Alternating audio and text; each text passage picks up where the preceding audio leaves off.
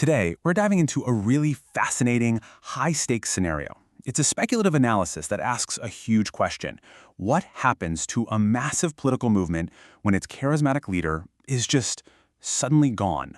And believe me, this isn't just about politics. It's about power, it's about loyalty, and it's about the battle for the very soul of a movement. So this is the big question, right? The one our source material is built around. A sudden power vacuum. It's like the ultimate test for any organization. It forces this huge choice about the future, but at a moment when everyone is incredibly vulnerable. Every single decision could literally be the last one.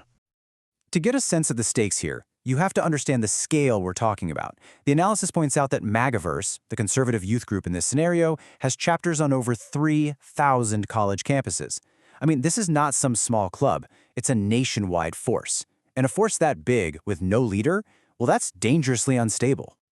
So in this fictional scenario, MAGAverse just blew up under its founder, Charlie Kirk. He blended these high-energy rallies with super viral social media. But with him suddenly out of the picture, this entire multi-million-dollar operation is just rudderless. It's like a ship without a captain, creating this massive leadership vacuum. Okay, so who on earth steps into a vacuum that large? Well, the analysis we're digging into identifies several key contenders, and each one represents a dramatically different future for the movement. You can just feel that the stakes couldn't be any higher. You know, a leadership vacuum is so much more than just an empty office. For an organization like this, it is an existential threat. It means you're risking everything. The whole thing could fracture from the inside. Donors could get spooked, and you better believe rivals are just waiting to swoop in and pick up the pieces. The analysis really zeroes in on 7 key figures who could potentially take the helm, and they fall into these really distinct categories, You've got the insiders who know how everything works, the media influencers with massive reach, some rising stars from within the organization, and of course, the ideological heirs who claim to be the founder's true successor. Now, to make sense of all this potential chaos, the analysis does something really smart. It groups all these candidates into 3 distinct paths forward. So this isn't just about picking a new CEO, you see. It's about choosing the entire future and identity of the movement itself. And here it is. This is the core dilemma. Path 1 is all about continuity, preserving the founder's legacy. Path 2? That's about professionalizing, scaling up, and trying to hit the mainstream. And then there's Path 3, embracing a kind of revolutionary purity, basically abandoning the mainstream to double down on the most hardcore parts of the base. All right, let's look at that first path, continuity and legacy. And this is embodied by the founder's widow, Erika Kirk. This quote here, supposedly from her first public address after the tragedy, just perfectly captures that raw, emotional energy she would bring to the movement. So Erika Kirk is positioned as the guardian of the flame. Her strengths are pretty obvious, right? She's got this powerful emotional connection, she's a lock for donor loyalty, and it would be a very safe, low-risk transition. But the weaknesses are just as stark. Her background isn't in political organizing. There's that risk of people crying nepotism, and wow, the personal pressure would be absolutely immense. Now for a complete 180. The second path is totally different: mainstream and scale. The candidate representing this strategy is Ben Shapiro, co-founder of the Daily Wire. He really embodies a move towards a more corporate, buttoned-up structure, with a focus on broader, mainstream influence. I mean, on paper, Shapiro's resume is impressive. He's got proven executive skills, intellectual credibility, and he's a total magnet for major donors. But, and it's a big but, the analysis flags some significant weaknesses. His never-Trump past creates a bit of an ideological mismatch. His whole debate club style doesn't really fit the high-energy rally culture. And of course, his focus would be split with his own massive media empire. And that brings us to the third and by far the most radical path: purity and revolution. This one's represented by the far-right commentator Nick Fuentes, and this quote, it's basically a declaration of intent. He uses that term groypers. That's the name for his super online, very provocative followers. He sees them as the ones to carry the torch forward, completely unfiltered.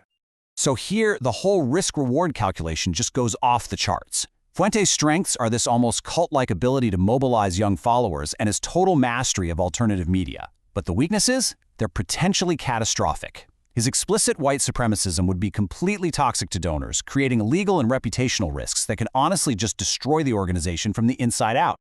So you can see it laid out really clearly here. The strategic dilemma couldn't be more stark. Erika Kirk is the low-risk stability choice. Ben Shapiro is the medium-risk, medium-reward path toward professionalization. And Nick Fuentes, well, he's the extreme-risk, high-stakes gamble on ideological purity. Now, beyond those main three, there are other contenders in the mix. Candace Owens is framed as the charismatic but super dramatic homecoming queen. You've got Jack Posobiec as the insider warrior who appeals to the conspiracy base, and Michael Knowles as the intellectual, cultural craftsman. Really, each one represents a kind of slight variation on those three core paths we've been talking about. So after weighing all of these options, who actually comes out on top? The analysis doesn't just guess, it gives a final verdict based on a really clear, weighted scorecard. Let's see how it all breaks down. So, how was the winner chosen? Well, the ranking was driven by a clear methodology.